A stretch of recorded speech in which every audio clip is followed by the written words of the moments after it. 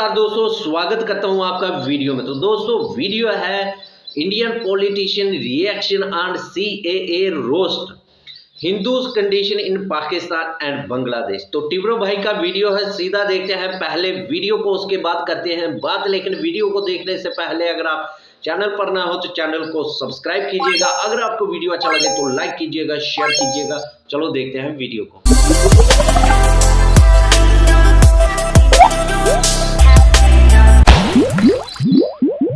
हमने ये गमछा पहना है, ये मैं आपको दिखा देता हूँ। इस पे लिखा है CAA और इस पे हमने क्रॉस लगा रखा है। मतलब चाहे कुछ भी हो जाए CAA नहीं होगा। और उधर मोदी जी तो प्रॉब्लम है, आप भी ठीक करके देता हूँ। गृह मंत्रालय ने नागरिकता संशोधन कानून यानी CAA को देश भर में लागू कर दिया है। अब बोल CAA पे हल्ला बोल, हल्ला बोल, हल्ला बोल। हाय हाय सारे मोहल्ले में हल्ला हो गया, घर में पड़ोसी के लल्ला हो गया।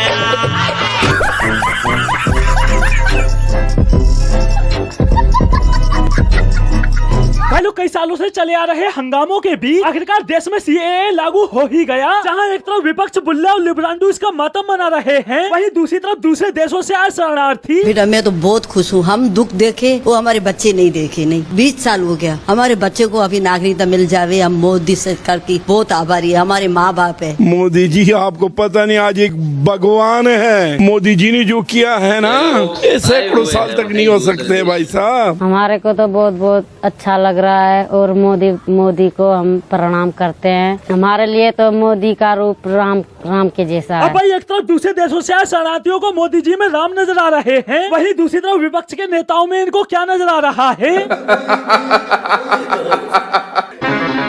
तू समझा? हाँ नहीं, तू समझा नहीं। और भाई नजर आए भी क्यों ना, जब बात हिंदू सिख ईसाई जैसे शरणार्थियों की आती है तो इन बंदों को उनमें चोर डाकू बलात्कारी नजर आते हैं। सीए का जो कानून आया है उसमें ये लिखा है कि पाकिस्तान, अफगानिस्तान और बांग्लादेश में रहने वाले अल्पसंख्यक वो माइनॉरिटीज को हमारे देश के अंदर नागरिकता दी जाएगी। अगर उन 2.5-3 करोड़ लोगों में 1-1.5 करोड़ लोग भी हमारे देश में आ गए, उनको कहाँ बसाएंगे? नौकरियाँ कहाँ से देंगे? बांग्लादेश से, पाकिस्तान से झुग्गी लगा के आपके पता नहीं वो कौन लोग हैं, क्या हैं, चोरियाँ, डकैतियाँ, बलात्कार बढ़ेंगे हमारे देश के अंदर। लेकिन बात जब इनके हमदर्द रोहिंग्याओं की आती है तो क्या नाम है आपका? मेरा नाम सैफुल्लाह है। कहाँ से हो आप? बर्मा का।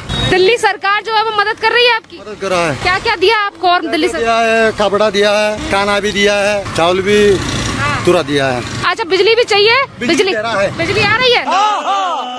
भाई ये तो खुजली बाल की हराम जादगी है। बंदा खुद तो रोहिंग्याओं को दिल्ली में बसाकर फुल सुख सुविधाएं दे रहा है, लेकिन अगर बीजेपी दूसरे देशों के अल्पसंख्यकों को भारत में नागरिकता देने के लिए CAA लाती है तो उसके विरोध में यही आम आदमी पार्टी हम CAA के कानून का पुरजोर विरोध करते हैं। अबे वो खिलौना बना खलनायक की तातिया बिच्छू, तुम लोगों के विरोध करने से होगा क्या? कोई फर्क पड़ता है का? कोई भूकंप आएगा का? और भाई ये आम आदमी पार्टी इकलौती नहीं है, भारत में ऐसे और भी कई पप्पू पिंकी लिब्रांडू गांडू थे जो शुरू से ही CAA के विरोध में थे, जिनका CAA को लेकर कहना था ये जो सिटीजन अमेंडमेंट एक्ट है ये बहुत ही खतरनाक और बहुत ही कम्युनल एक्ट है। ये NRC में इतने डरावने प्रोविजंस हैं। मैं पर्सनली बहुत अपसेट हूँ इस पूरे CAA से। मतलब इन लिब्रांडू बॉलीवुडियो को CAA का सी नहीं पता होगा, फिर भी बंदों ने देश के मुस्लिमों के अंदर इसके अंदर जहर घोला कि पूरे देश का माहौल ही बिगड़ गया। और अब जब भारतीय मुस्लिमों को इसके बारे में सही जानकारी मिली तब ये CAA कानून जो लागू किया है ये नागरिकता देने का कानून है, ना कि नागरिकता लेने।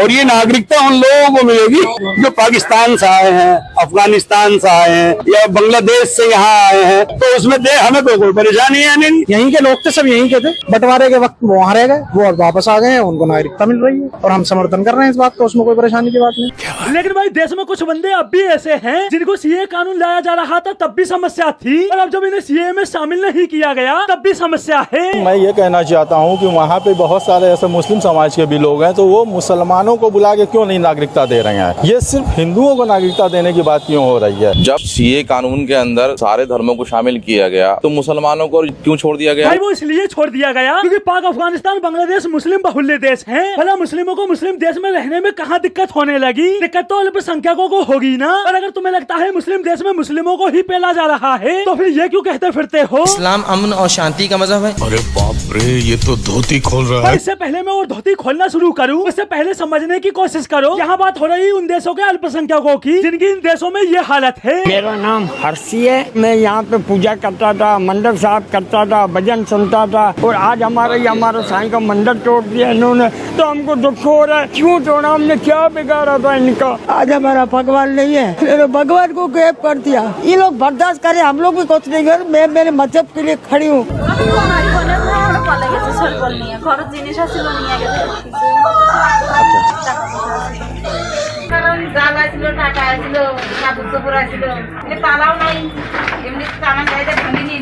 जब हम यहाँ से उतरे खाना खाने दूसरी दुकान पे गए तो 5 मिनट के अंदर बस यहाँ पे धमाका हो गया। देखता हूँ कि मेरी दुकान से धुआं निकल रहा है। हमारा पीछे गुरुद्वारे के घर है। अभी गुरुद्वारे की खबर हो गई कि इधर अटैक हो गए। हम आ गए जल्दी। इधर 18 बंदे गुरुद्वारे में था। उधर गुरुद्वारे की अगले सेट में जो हमसाए ना वो घर में घुस गए अनुभूति लोग। एक सविंदर सिंह जी रह गया बाथरूम में, वो शहीद हो गया और 3 लोग जख्मी हो गए और गुरुद्वारा ज्यादा खराब हो गया। ये तो इन देशों में अल्पसंख्यकों की हालत है, लेकिन मजाल है विपक्ष में बैठे किसी नेता का इनके लिए दिल पिघल जाए। हाँ, लेकिन बात जब रोहिंग्याओं की आती है तो सारे के सारे विपक्ष के नेता खबरदार बाप है हमारा। मतलब भाई पूरे विश्व में 57 मुस्लिम देश हैं, किसी देश ने रोहिंग्याओं को शरण नहीं दी, लेकिन हमारे देश के विपक्ष के नेता इन बंदों को शरण देने के लिए हिंदुओं को गालियां बकने को तैयार हैं। बंदों को हिंदू सिख शरणार्थियों में चोर डाकू बलात्कारी नजर आ रहे हैं, जबकि इन्हीं अल्पसंख्यकों की पाकिस्तान जैसे देशों में हालत। गेहूँ काटते थे, मजदूरी तक भी कोई नहीं देता था। बच्चे हमारे पढ़ाते नहीं है, धर्म हमारे कराते नहीं है, कभी भरने नहीं देते, किसी मंदिर में जाते तो मारते हैं। बच्चे उनको पढ़ाने भेजते हैं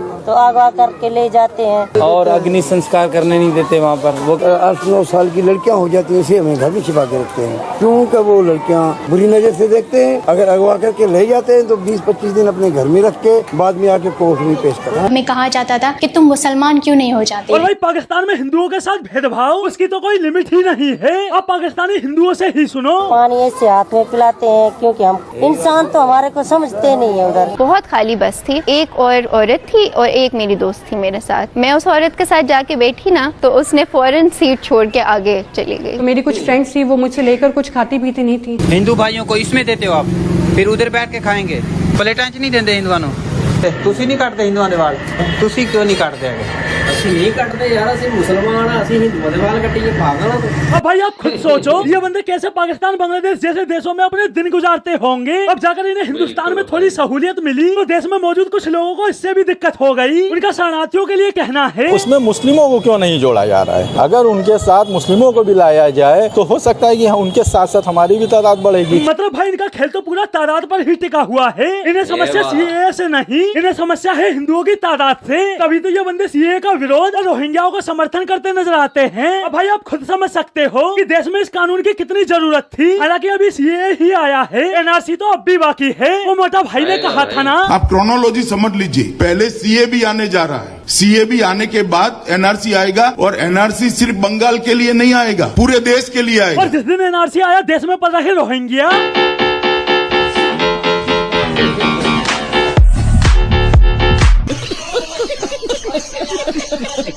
तो दोस्तों आज के लिए बस इतना ही। पेलम पेलाई का ये सिलसिला ऐसे ही जारी रहेगा। तब तक के लिए चैनल को सब्सक्राइब करें और आनंद लें देशद्रोहियों की ठुकाई का। वो मैं कहता हूँ ना पोड़ के और देशद्रोहियों को पेलने की।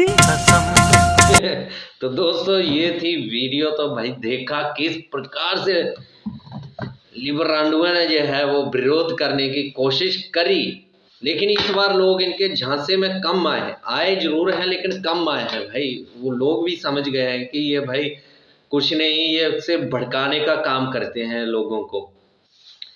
भाई बांग्लादेश, पाकिस्तान, अफगानिस्तान, यहाँ पर जो हिंदू, सिख, ईसाई, जो भी दूसरे नॉन मुस्लिम धर्म के लोग थे, वो उनके साथ बहुत गलत होता है भाई।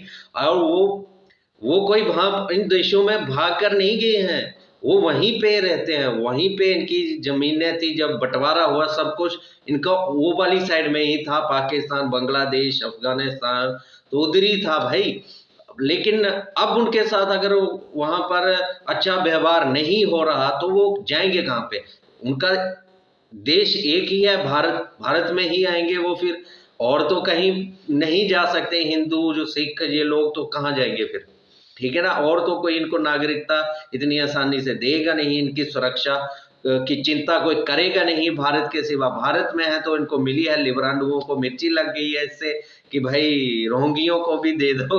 रोहिंग्यों के लिए भाई 57 मुस्लिम देश हैं, सीधी सी बात है, 57 मुस्लिम देश हैं। कहीं भी जाकर आप रहिए, आपको नागरिकता क्यों नहीं देते मुस्लिम देश? अगर मुस्लिम होकर मुस्लिमों को नहीं नागरिकता दे रहे तो फिर तो भाई 56 मुस्लिम देश, 57 मुस्लिम देश होने का कोई अर्थ नहीं रह जाता।